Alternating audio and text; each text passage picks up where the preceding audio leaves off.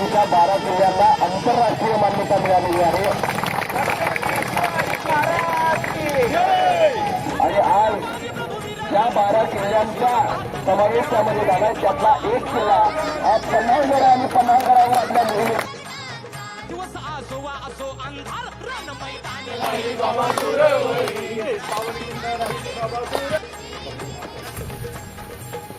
अफजल खानाच्या वधानंतर त्याचा मुलगा फाजल खान आणि सिद्धी जोहर यांनी प्रचंड फौज घेऊन पन्हाळ्याला वेढा दिलाय. पण शक्तीपेक्षा युक्ती महत्वाची असते. महाराजांनी शिवकाशी यांना बोलावून घेतलं आणि विचारलं, शिवा आमचं रूप घेऊन सिद्धीला भेटायला जातोस? आणि शिवा म्हणाला, वही महाराज जातो. आणि मग काय घडलं? काय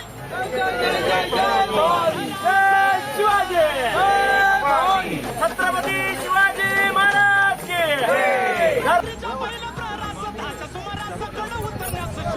चला चला चला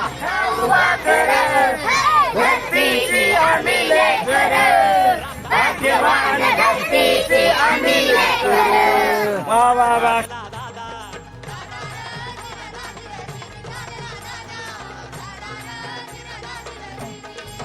दोन दिशेला दोन पालख्या केलेल्या आहेत.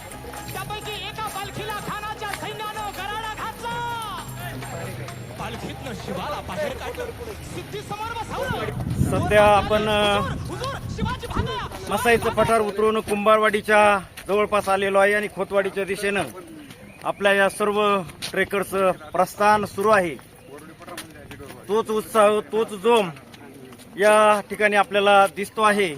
अतिशय जोमानं हे सर्व ट्रेकर्स आपला रस्ता मार्गक्रमण करत छत्रपती शिवाजी महाराज ज्या मार्गावरून चालले तो मार्ग क्रमण करत आहेत, पादाक्रांत करत आहेत.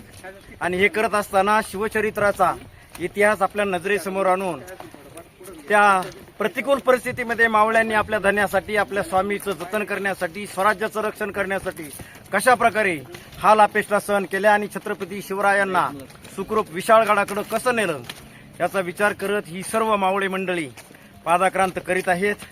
लवकरच आपण मुक्कामाच्या ठिकाणी खोतवाडी या ठिकाणी पोहोचत आहोत. धन्यवाद. छत्रपती शिवाजी महाराज की जय भवानी. जय शिवाजी.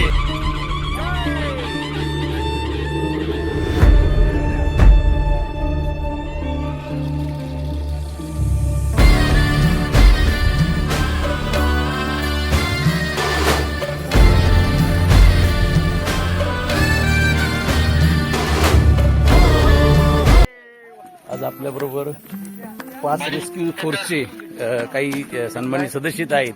ते आपल्या या संस्थेबद्दल थोडीशी माहिती आपल्याला देत आहेत. आपलं नाव? गोते वैभव गोते. हां. आणि आपलं? रोहित माळी. तुमच्या संस्थेबद्दल थोडंसं सांगा.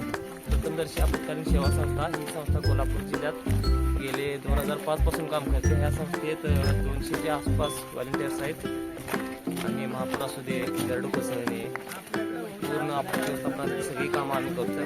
आता या शिवराष्ट्राच्या पन्हा पाऊंड मोहिमेत आम्ही आता सहभागी झालो आहोत.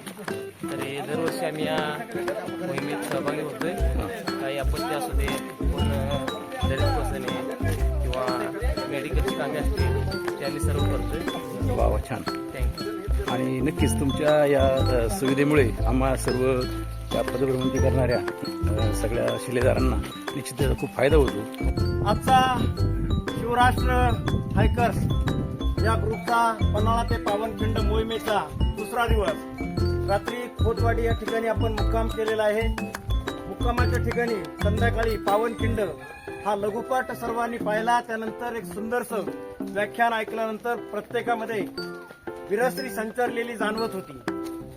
रात्री आराम केल्यानंतर भल्या पहाटे उठून सगळ्यांनी आवरून अल्पोपहार केल्यानंतर पुढच्या प्रवासाला सुरुवात झालेली आहे.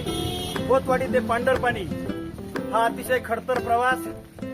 मध्ये मध्ये पाण्याचे खळखळ वाहणारे प्रपात, अगदी ऊन सुद्धा जमिनीवरती पोहोचणार नाही अशा प्रकारचं जंगल भाग, चढ उताराच्या अनेक टेकड्या, दऱ्या यामधून हा प्रवास करत करत विविध प्रकारच्या वाड्या आणि धनगर वाड्या यामधून आपण पांढरपाणी या ठिकाणी पोहोचणार आहोत.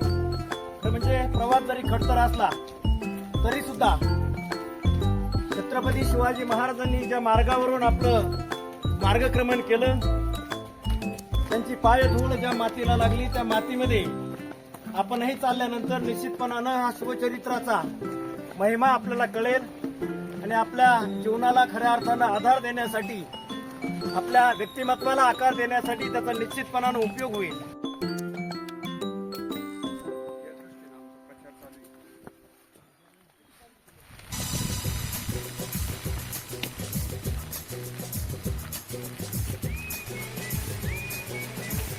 बाबा शेताला चालले का?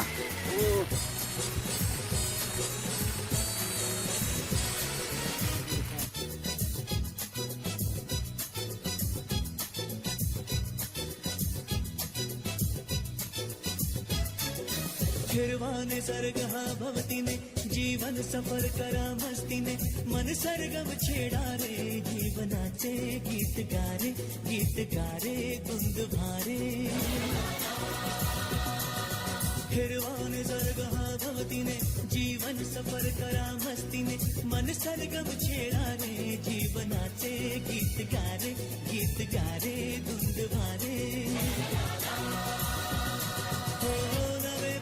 पसरा उंच उंच लहरा नवे पंख पसरा उंच उंच लहरा बिर बिर गारे गीत गारे